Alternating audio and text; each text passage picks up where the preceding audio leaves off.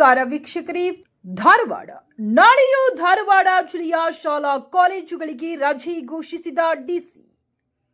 ಧಾರವಾಡ ಜಿಲ್ಲೆಯಲ್ಲಿ ಕಳೆದ 3-4 ದಿನದಿಂದ ಸತತವಾಗಿ ಮಳೆ ಸುರಿಯುತ್ತಿರುವ ಕಾರಣ ಮಕ್ಕಳ ಆರೋಗ್ಯ ದೃಷ್ಟಿಯಿಂದ ಹಾಗೂ ಸುರಕ್ಷತೆ ಮುಖಾಂತರ ನಾಳೆಯೂ ಕೂಡ ಜಿಲ್ಲೆಯ ಎಲ್ಲ ಅಂಗನವಾಡಿ ಕೇಂದ್ರಗಳಿಗೆ, ಪ್ರಾಥಮಿಕ ಶಾಲೆಗಳಿಗೆ, ಪ್ರೌಢಶಾಲೆಗಳಿಗೆ ಮತ್ತು ಪದವಿ ಪೂರ್ವ ಮಹಾವಿದ್ಯಾಲಯಗಳಿಗೆ ರಜೆ ಘೋಷಿಸಿ ಜಿಲ್ಲಾಧಿಕಾರಿ ದಿವ್ಯಾ ಪ್ರಭು ಅವರು ಇಂದು ಆದೇಶವನ್ನ ಹೊರಡಿಸಿದ್ದಾರೆ.